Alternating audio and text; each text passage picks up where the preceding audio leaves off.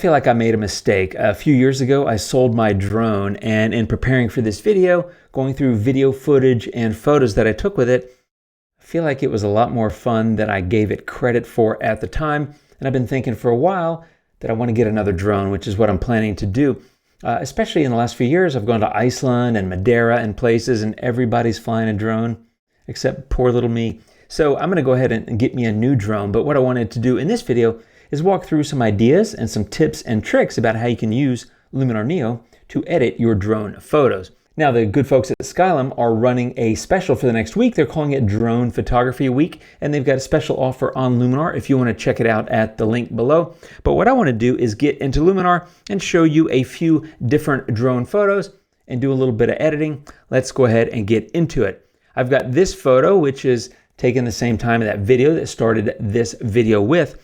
And you know, there's a few things about Luminar that I think make it ideal for being able to edit drone photos. The first is, of course, that you have a lot of capabilities over here on the catalog side, like HDR merge. You know, the dynamic range of these tiny flying cameras is not really as great as it is for like a full frame Sony, for example. So being able to capture HDR brackets while you're flying your camera and then merging those, absolutely fantastic for getting the dynamic range that you want.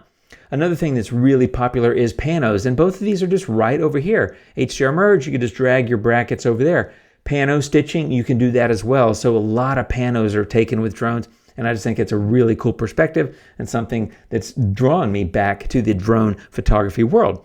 The other things that come in, I think, super handy on the editing tab are things like noiseless RAW and super sharp AI, and that's because one of the challenges I felt, and one of the reasons I sold my drone a number of years ago, was I felt like the image quality just wasn't as good. And in fairness, it isn't.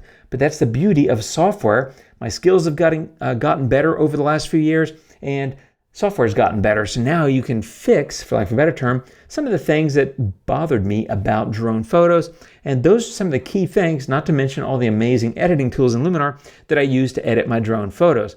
I'm gonna go ahead and start with Develop Raw, and I'm gonna do some pretty basic stuff here. This is not gonna be like necessarily groundbreaking. I'm going to start out with Develop Raw because I think it's a great place to start. It's another thing about drones. You can shoot raw photos, right? So a small kind of minor change there. And I'm going to go now into super contrast. So my editing approach is not dissimilar to what I would do with a regular kind of photo that I took when I'm standing on the ground, I guess, as opposed to an aerial photo. I always start with Develop Raw, and then I jump into super contrast. And that's just because, as you can see here, the 1-2 punch of getting the light adjusted out of the gate, I think does a really great job of helping you capture, you know, or create the mood that you may want to create. Now, one of the things I like to do with aerial photos like this is I like to create kind of that softer look. And for me, Structure AI, just taking that structure and going negative across the entire photo pays off really well. It just creates a little bit more of a dreamy look, and I love that quite a bit. Color tools like Color Harmony are just really fantastic, I think, and I use them probably on just about every photo that I edit. And some of my favorites, of course, are the Brilliance and Warmth section, as well as the Split Color Warmth. And you can see fairly minor, but before and after you can get a nice little pop. And speaking of nice little pops, in the landscape category, I'm going to jump into Golden Hour and give that a little bit of lift and warmth. You can see that has a nice little impact. And to wrap this one up, I'm going to show you another example here in a minute. Another example in this particular photo is using Accent AI and Sky Enhancer. It does an amazing job, but sometimes you got to be careful. They can do a lot to a photo, and this is where I like to use my little trick that I talk about quite a bit, and that is create a luminosity mask, focus it mostly on the midtones, and then come in and fade that with these little triangles. And you can get a nice little impact across the photo, fade it across different areas, and you get this beautiful impact without really overdoing it with these AI tools, because they're really powerful, but I think it's important to control them. So before and after. So if you look at the entire before and after for this photo, there it is before, and there it is after. I think I have a really, really good looking image. And I want to take a moment and tell you about two things I'm offering to people on my website. The first one is a 27-page ebook all about editing in Luminar Neo. It's full of tips, tricks, and insights from my years of using this app. And the second thing is what I call a creative kit or a quick start bundle, and that includes 20 presets, 5 skies, 5 textures, and 5 LUTs.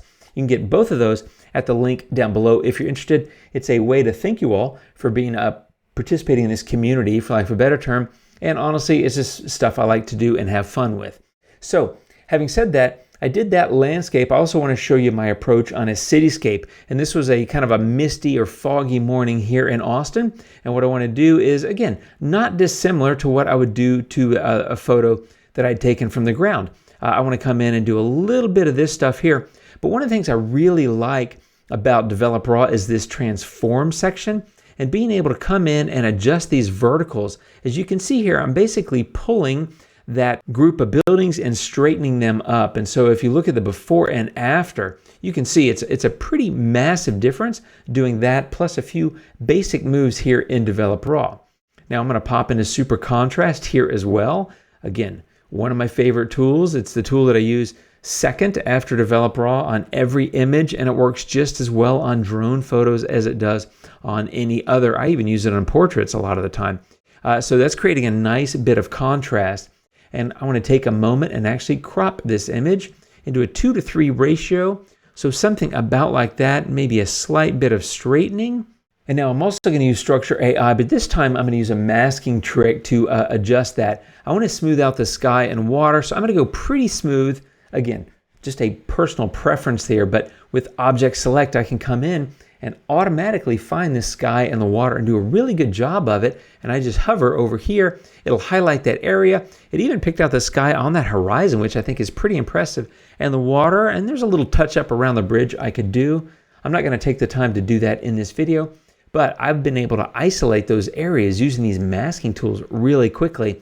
And what I want to do now is copy that mask because I want to go in and add some positive detail in the buildings. And I'm not going to use structure for that. I'm actually going to use the details slider. Some people ask me, because I usually use structure for these things, people often ask me, why don't you use details? And it's just because I feel like sometimes it gets a little too much. But on a photo like this, it's absolutely perfect. Now, the mask that I just copied and pasted is there. I went the opposite. So you go into the masking menu and you click invert, and you can see I've got everything selected except the sky and water. Quick, powerful, and easy. And I'm going to add some medium and some large detail here, and maybe even a tiny bit of small detail. And that's because, again, this is a 6 or 7 year old drone photo, so they're better now. The image quality is better, but this one's not particularly crispy or sharp in the areas that I want it to be. And being able to quickly isolate those areas with masks, add a little bit of detail, I just think adds a nice bit of pop to the photo. I'm going to come in with, again, one of my favorite tools, Brilliance and Warmth. I'm going to do a little bit of that, a little bit of split color warmth, and I think that looks fine. And I'm probably going to do a little bit of golden hour again. It's a great tool, one of my favorites, you know, in the Luminar Neo product. I mean, it just has so many great tools. I think a 10, something about like that. And the last thing I want to do is actually go add some mystical. It's already foggy and kind of moody, and what I want to do is kind of lean into that. So I'm going to go pretty high. But as you notice, it kind of brightens up the brighter areas, adds a little bit of contrast to the darker areas. I don't really like what it's doing to the sky, right? So before and after, another great time to use a mask. And in this case, I'll use a linear gradient because I can just come in and fade that into the sky so that it kind of gently dissipates and blends really nicely. And now that mystical is really just impacting the bottom of the photo, and my sky remains essentially untouched because of that blend with the linear gradient. So before and after.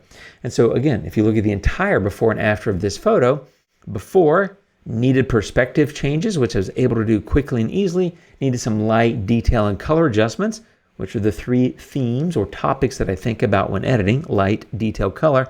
Again, I go into that in some depth in that free ebook. But if you look at the before and the after, massive, massive difference in the photo. That's the beauty of taking Luminar Neo and using that with your drone photos. You can just make such a huge impact in a short amount of time. If you don't have Luminar yet, check it out at the link below. I'll be back soon with more videos, my friends.